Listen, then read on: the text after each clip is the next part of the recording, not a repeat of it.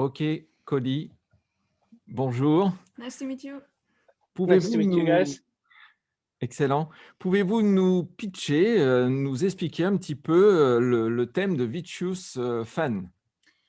So can you please tell us the story of your movie Vicious Fun, please? Yeah, Vicious Fun is a horror comedy that follows a horror movie journalist who stumbles on a support group for serial killers, and the night turns gory and bloody. Okay, right. Comment est venue l'idée de rassemblement des pires tueurs en série dans un même film, Vicious Fan? So how did you get the idea of the gathering of the worst killer in the same movie?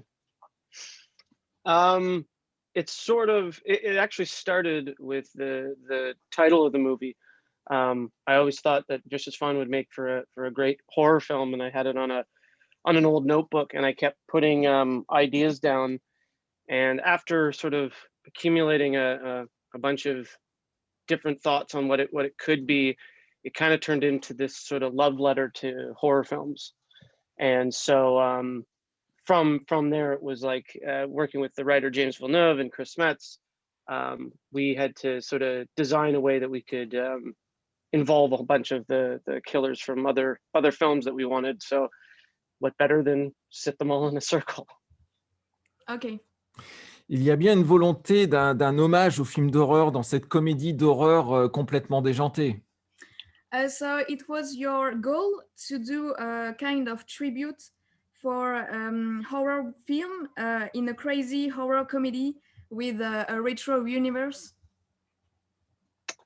Yeah, I mean, originally it wasn't retro. I think the first or part of the first draft of the script was set in modern times, but it felt weird having an homage to all of these great horror films from the 80s and having people on their cell phones. It sort of contradicted itself. So I think it was in the second draft that we decided to place it in the 80s. Okay. Parlez-moi du choix de la musique géniale dans le film et qui est finalement un acteur à part entière dans ce film. So can you tell us something about the choice of the music? Because the music is like not the middle of the film, but I mean, it plays an important role. Yeah, so the working with Steph Copeland, I think I've done maybe 10 movies with her, and as a director, she's done all the scores for all the films that I've directed.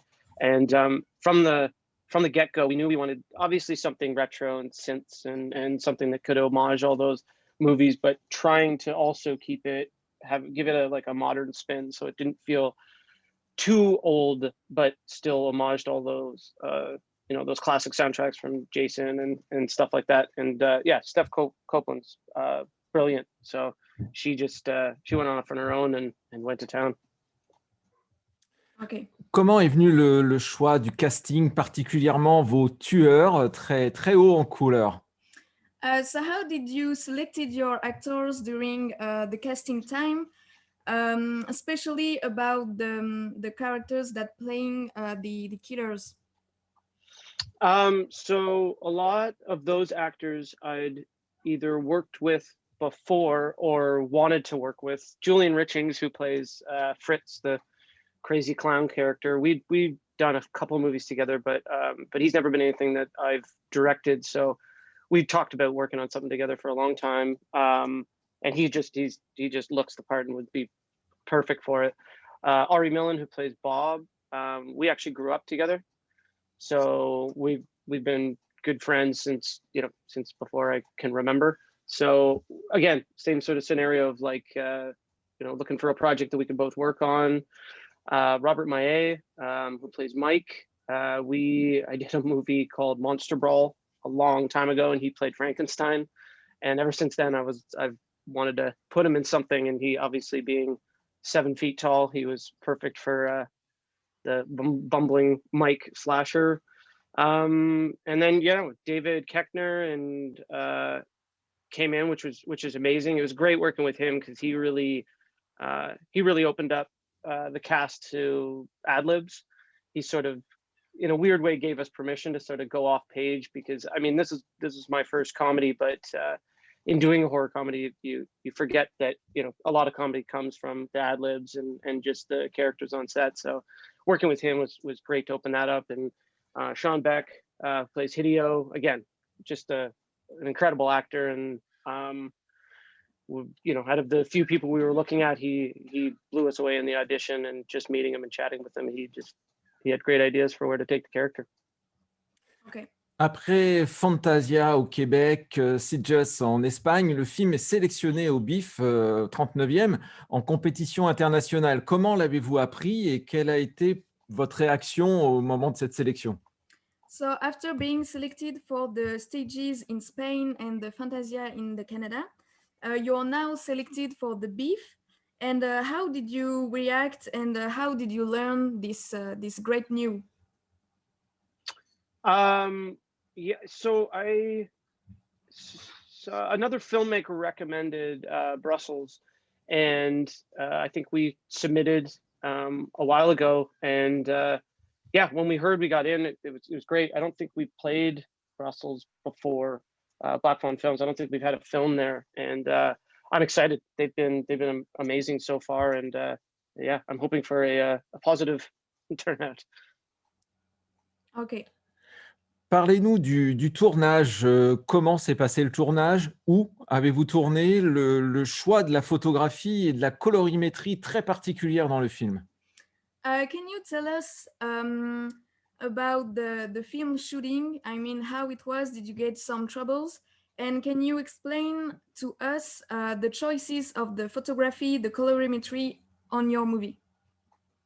Yeah, so I mean, it's funny. It's one of the first films that there was no big disasters, but there was a lot of trying to find sets that we could retrofit to look like they're from the 80s was difficult. And the main set, the Chinese food restaurant, we location scouted, I don't know, a dozen places in and around Toronto and north of Toronto, in Ontario, and we just couldn't find it. So we decided to actually build that set. And in the design of that is when we sort of started to implement this sort of neon signs and neon look.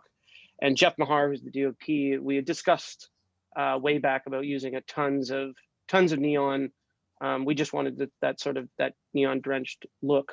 And we achieved that by like sometimes having neon signs beside actors. Instead of using other lighting, we'd actually use old neon signs to give it that glow and that flicker.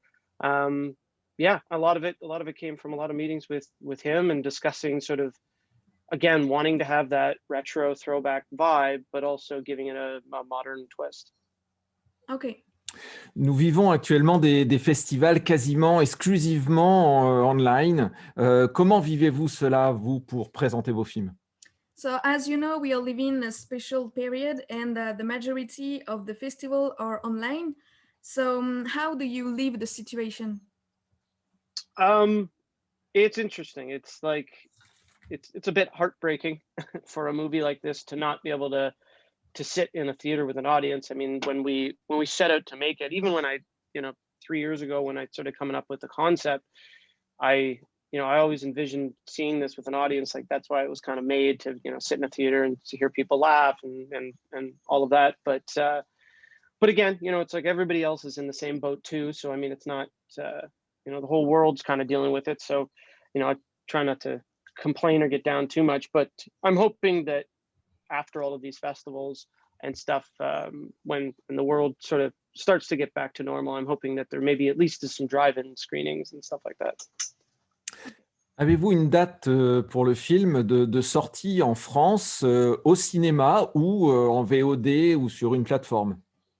Do you know if your movie will come out in theaters in France or maybe on streaming?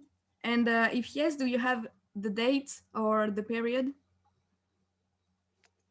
So it's not out yet, so I can't talk about it yet. The press release hasn't gone out, but It's going to be in Canada and the US in July. It'll be streaming, and I believe somewhere around then it will be available. But I haven't heard all the details yet. It's a pretty new thing, but it will be on streaming services soon.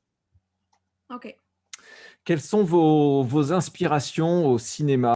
What are your inspiration in cinema, and do you have any references? It's funny. I feel like every film that I've done has been quite different from the last one. I think I'm inspired sort of by tons of different movies and genres. So there's not a specific influence. I mean, I like everything from the last few movies I did before, I was really inspired by Lars von Trier's Antichrist. So I spent a lot of time sort of in that realm. Lately I've been really inspired by a lot of TV, and I think there's a lot of inspiration in Vicious Fun from that. Just that sort of how TV shows put characters together and tell stories is obviously very inspiring. But yeah, I mean, it's sort of hard to pinpoint films, because I feel like it's like month to month I have a new favorite film or a new favorite genre and stuff like that. I jump around quite a bit. Okay. Votre musique dans le film est vraiment superbe. Elle fait penser à certaines musiques du film Drive, par exemple, ou les films de Carpenter. Est-ce que le score ou la musique du film sortira en streaming ou en CD in the world? So let's talk about the music, if you want, in your movie. It remembers me the movie Drive, so directed by Nicolas Winding Refn, and about the Carpenter's movies. So the music is really incredible. But do you know if the music will come out on streaming or anything? I hope so. So again, Steph Copeland, who did the entire score herself, except for just a few music tracks that we bought here and there. So 95% of it is just her. Usually at some point she'll release something online or maybe Spotify, but I'm hoping so, because this soundtrack is actually something that you can listen to. Each track is sort of sits on its own. Sometimes movie scores are sort of not necessarily something that you would listen to in the car, but this one has like that drive to it that the movie Drive has. So I'm hoping so, but no release dates as of yet. Okay. Une dernière question.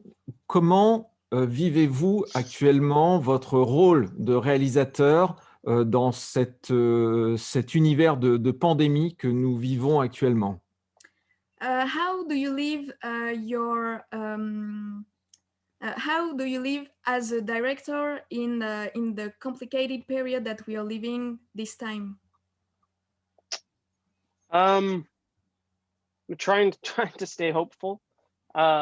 It's definitely I mean, we're daily adapting to sort of how it works. We sort of slipped in, like myself and my business partner Chad Archibald and Black Fawn Films, we sort of slipped into the last year has been just development, just because we didn't really want to shoot anything.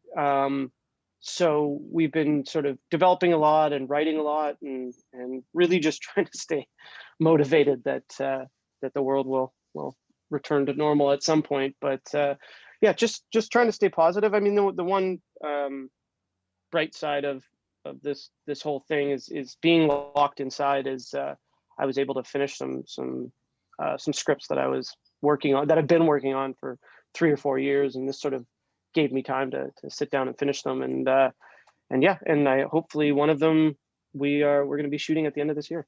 So I'm excited to get back behind the camera.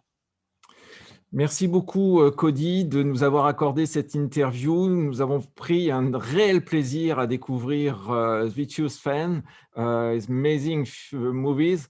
Thank you. Thank you a lot. Your movie is really incredible, and we really enjoyed this interview. Thank you. Thank you. Thank you so much, guys.